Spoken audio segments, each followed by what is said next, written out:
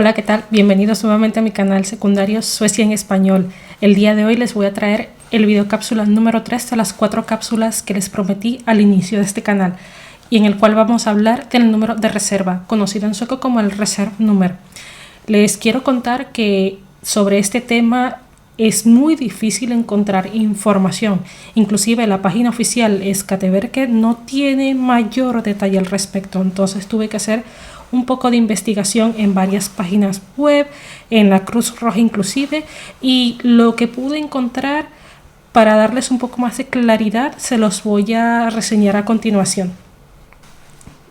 Pues bien, como les había dicho, voy a iniciar este canal con 4 videocápsulas. Esta es la tercera ya, y en la cual voy a hablar del número de reserva en Suecia. ¿En qué consiste este número de reserva?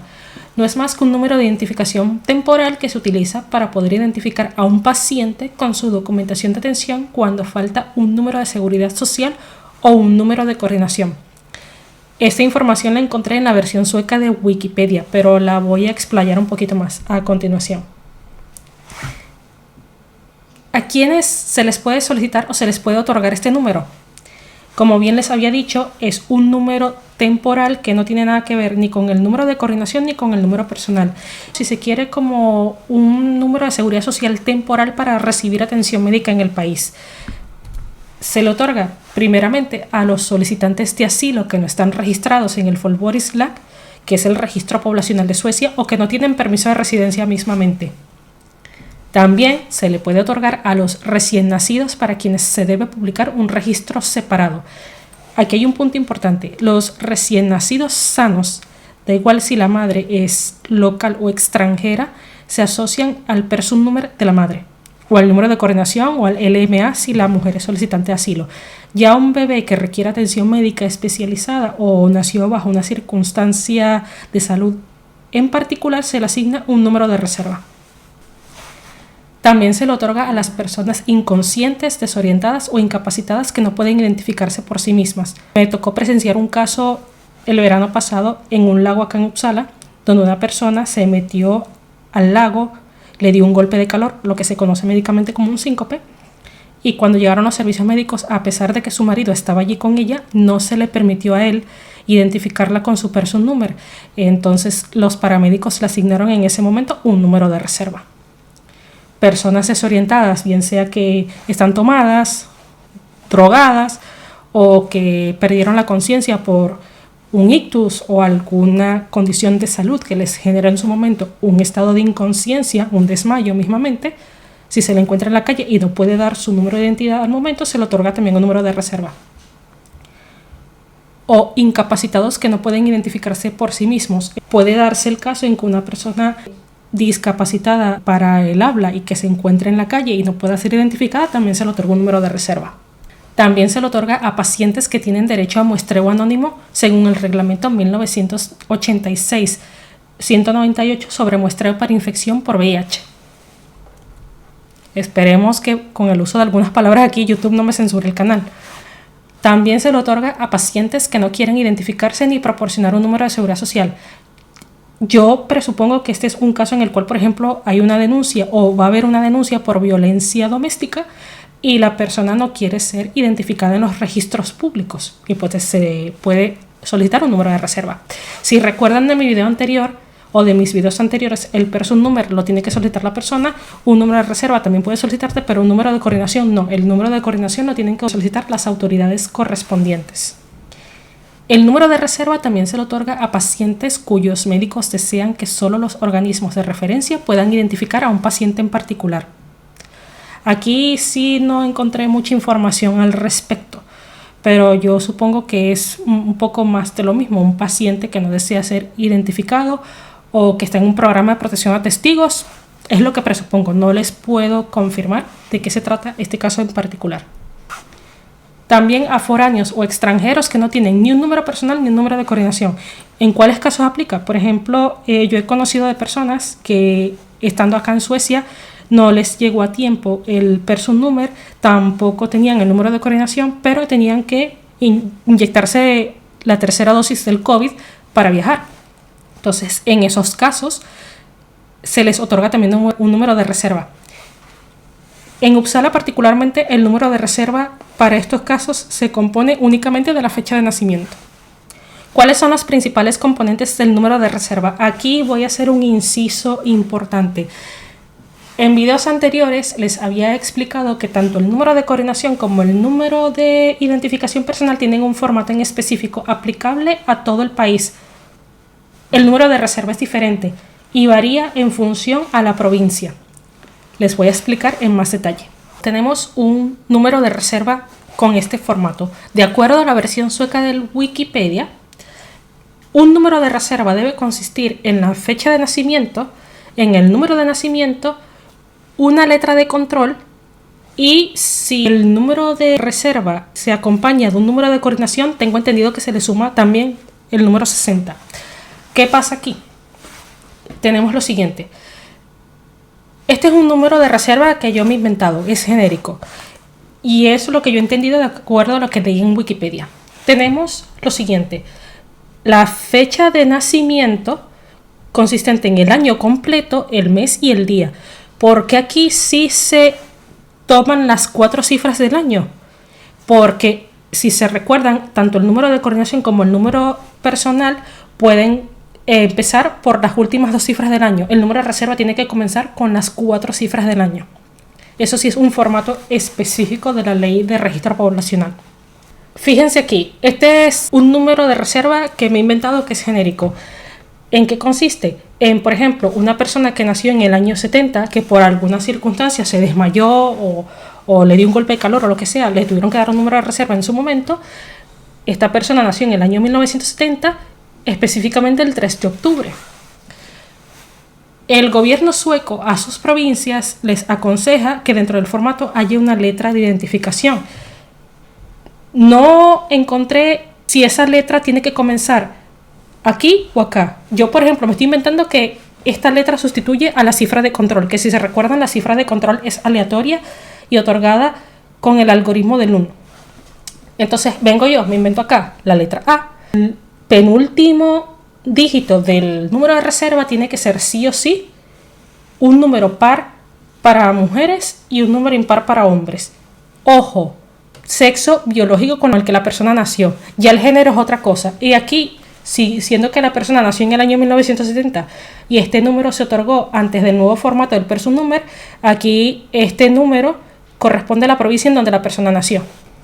Fecha de nacimiento, que en este caso, nuevamente les repito, tiene que incluir las 4 cifras del año, que ellos llaman acá el siglo, que está también para efectos de registro, no con el BanquID, sino con los servicios de salud en el país. El separador, obviamente, la provincia en la que nació la persona, si el número de reserva se otorgó antes del año 1990, la asignación de sexo biológico y la letra de control en lugar de la cifra de control. Como les he dicho, este es un formato genérico que viene a coincidir más o menos con el número personal, pero se cambia la cifra de control por una letra de control. Y de esta manera se asegura de que no se le otorga a la persona accidentalmente un número de reserva igual a un person number, porque son procesos totalmente diferentes. Y un person number es un número permanente, un número de reserva es temporal. Si el número de reserva derivó de un número de coordinación, se le añade el número 60. Queda prácticamente igual, solo que al día de nacimiento se le suman 60, pues. ¿Por qué les decía que el número de reserva no tiene un formato en específico? Porque me he encontrado con varios textos en internet en el cual cada provincia define cómo otorga sus números de reservas. Y les voy a hablar de 3 casos en específico. El caso de Estocolmo, el caso de Västra Götaland y el de Uppsala. Vamos con el caso de Estocolmo. La región de Estocolmo define su número de reserva compuesto por 12 dígitos. Los primeros 2 caracteres se llenan con el número 9 cada uno. Los caracteres 3 y 4 denotan el siglo. Aquí hay un poco de confusión porque yo cuando estuve leyendo esto, yo presupuse, ok, el siglo es el siglo XX, entonces acá debe haber el número 20. No, es el siglo 20, pero 1996, 1900, y si es el siglo XXI, 2001, 2002, etc. Es bastante confusa esta parte. Pero cuando ellos se refieren al siglo XX, en realidad están hablando de los números de reserva que comienzan desde el año 1900 hasta 1999. Los dígitos 5 y 6 denotan el año en el cual el número de reserva fue distribuido. En este caso, inventándolo yo, fue distribuido en el año 1998. Y los últimos 6 dígitos son de carácter aleatorio y se asignan automáticamente. No sé qué cómputo matemático llevan para hacer esta asignación aleatoria. Y a partir del 1 de octubre del 2016, los números de reserva se asignan automáticamente a los solicitantes de asilo en el condado de Estocolmo. Ya en otros condados el procedimiento es diferente. Lo mismo, les digo, vuelvo y repito, siglo y año de distribución del número de reserva y 6 últimos dígitos sujetos a designación aleatoria por la región de Estocolmo. Eso sí, importante, siempre y eso es algo uniforme por lo que me he dado cuenta en todas las provincias suecas, siempre el penúltimo número de coordinación personal o el de reserva se les otorga al penúltimo dígito un número par para mujeres y un número impar para hombres, y varía de acuerdo a su asignación de sexo biológico al momento de nacimiento. Caso particular del Västra Götalandsregionen. Este formato lo llaman BGR. Es casi igual a un personnummer, a razón de que tiene el año de nacimiento, el mes de nacimiento y el día de nacimiento de la persona a quien se le otorga el número de reserva. Aquí sí especifican una letra de control que comienza inmediatamente después del separador. Si se recuerdan, si la persona tiene menos de 100 años de vida, este separador es negativo. Si ya ha sobrepasado los 100 años, se le otorga un número positivo. Pero aquí sí, el número BGR comienza después del separador con una letra de control. El penúltimo dígito, nuevamente, es para hombres y mujeres según su asignación biológica al momento del nacimiento. Y tengo entendido que el último dígito sigue siendo la cifra de control. Importante aquí, la letra de control solamente puede tener 3 letras. K, que es fina, para mujeres, M, man, para hombres, y X, que es cuando la persona tiene un género desconocido o no revelado. Una persona trans, por poner un ejemplo. Este formato entró en vigor el 14 de febrero del 2017, en reemplazo del antiguo formato utilizado por el BFREC, que se traduce más o menos como el Servicio de Registro Poblacional de Västra Götalandsregionen. Me perdonan mi mal sueco. Aquí lo tienen, fecha de nacimiento, el siglo. Esto del BankID no le hagan mucho caso, se me olvidó cambiar esa parte. El separador, la letra de control, la designación aleatoria. Bueno, aquí me faltó hacer unos cambiecitos, pero tanto esto como esto no aplican. Habiendo visto todo esto, les voy a hacer también un repaso de en qué consiste el reservnummer de acuerdo al Statens Offentliga Utredningar del año 2008 y también en base a lo que encontré en otras fuentes, como por ejemplo el texto que habla del BGR. Algunas diputaciones provinciales y también algunos sistemas de otras diputaciones no pueden gestionar cifra de coordinación. Como les había dicho en video anterior, los números de coordinación solamente lo pueden otorgar determinadas autoridades. O sea, la autoridad solicita el número de coordinación por la persona. Si, por ejemplo, en mi caso, cuando yo solicité el personnummer, yo hubiese sabido que existe el número de coordinación, yo les podría haber dicho, solicito un número de coordinación, pero si yo no cumplo los requisitos, ahí se queda. Tienen que ser ellos quienes lo solicitan por mí. Una persona con un número de coordinación que solicita atención debe recibir el llamado número de reserva. Algunos consejos del condado utilizan un número de reserva nacional. Otros consejos de condado tienen su propia serie de números de reserva, como ya hemos visto anteriormente en el caso de Estocolmo y Västra Götalandsregionen. ¿Por qué se otorgaba un número de coordinación a los solicitantes de asilo? Porque tengo entendido que antes no existía la tarjeta LMA. Y entonces a un solicitante de asilo se le otorgaba un número de coordinación, pero como era solicitante de asilo, se le tenía que preservar su identidad lo máximo posible. Entonces, al momento de recibir atención médica y que no constase ningún registro público, se le daba un número de reserva. A una persona que tiene un número de coordinación se le asigna un número de reserva como número de identificación. Un número de reserva se otorga para una situación de atención específica y por lo tanto no es un número de identidad que sigue a la persona en sus contactos de atención. ¿Qué quiere decir esto? Tú puedes tener tu número de coordinación, que puede ser valedero por 5 años, pero el número de reserva, lo mismo, ya no lo puedes utilizar si tienes un número de coordinación. Las personas a las que se les ha otorgado un número de reserva antes del personnummer, yo supongo que cuando les llegó el personnummer, ese número de reserva caducó, ya murió. Y no sé si lo puede recuperar. Desgraciadamente no encontré nada al respecto. En todo caso tendría que llamar yo a la Cruz Roja o al hospital para que me informen mejor. Y si consigo más información al respecto, se las haré llegar. La Agencia Sueca de Migración, que es en sueco Migrationsverket, le asigna a ciertas personas, como por ejemplo a los refugiados en masa, que por ejemplo comenzaron a llegar a partir del año 2016 a este país, un número de expediente, mientras que el Consejo Provincial les asigna un número de reserva. Esto es lo que les venía diciendo. El número de reserva, por sus características particulares, es discrecional a la provincia. Ellos le pueden poner el formato que les sea conveniente. Pero sin embargo, la Agencia de Migración sueca ya les otorga un número de expediente que es diferente al número de reserva, que es lo que da pie a luego el otorgamiento de la tarjeta LMA. Las autoridades que hoy no tienen derecho a solicitar números de coordinación tratan con personas que no tienen número de seguridad social ni número de coordinación, y en algunos casos le tienen que dar un número de identificación interno. En tales casos, algunos ayuntamientos otorgan un número de reserva que equivale a este número de identificación interna. No todas las provincias hacen este trámite. En el caso del número de reserva con formato BGR, si los números de reserva disponibles para un día se han agotado, se asigna otro del día anterior, por lo cual ciertos beneficios sociales pueden verse afectados. Voy a retroceder un poco aquí. Imagínense que este es un número de reserva, pero que aquí, por decirles algo, la persona, si ese día en que nació ya se agotaron los números de reserva, el gobierno sueco les otorga un número de reserva cuyo día de nacimiento se resta por 1.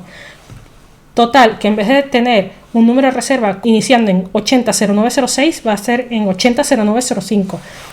Eso a veces genera un problema porque a la hora de computar algún beneficio social, pues obviamente un día menos hace la diferencia.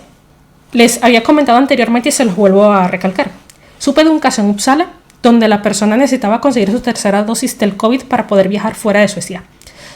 No tenía ni person number ni número de coordinación. El person number lo estaba solicitando pero no se le había otorgado, y el número de coordinación, cuando tú solicitas el person number, ya no te lo pueden solicitar. En ese caso, a la persona se le asignó temporalmente un número de reserva consistente en su fecha de nacimiento, sin más. No lo ha vuelto a utilizar desde que obtuvo su person number y no tiene idea si sigue activo. Tampoco tengo idea si un número de reserva se puede rescatar posteriormente o si mismamente les dan otro. Tengo entendido que, de acuerdo a lo que leí en un texto de la Västra-Götalandsregionen, si un número de reserva todavía está activo, se puede recuperar, así tengas person number o coordinación number. Cada provincia de Suecia, como les había dicho anteriormente, puede implementar el formato que mejor convenga. No hay un formato único de número de reserva aplicable a todo el país, como sí sucede con el person number o el número de coordinación. Otro punto importantísimo aquí, y esto por ejemplo sí aplica particularmente con el formato BGR, e ignoro si aplica para otras provincias de Suecia. Si una persona clama ser solicitante de asilo, pero al momento de que se le cree un número de reserva no proporciona su tarjeta LMA, no es solicitante de asilo, o al menos así lo ven las autoridades. Estas condiciones especiales que aplican para los solicitantes de asilo las voy a hablar en un próximo video. Por lo que yo interpreto de esta última parte, una persona solicitante de asilo se acoge al mismo precepto que aplica en España. La persona tiene que solicitar asilo el mismo día que llega al país y fundamentar las razones por las cuales solicita el asilo. Y valorando el caso, o bien se le retorna a su país de origen o se les da un número de solicitante de asilo, que en el caso sueco es el LMA y en el caso español era la tarjeta roja, la famosa tarjeta roja.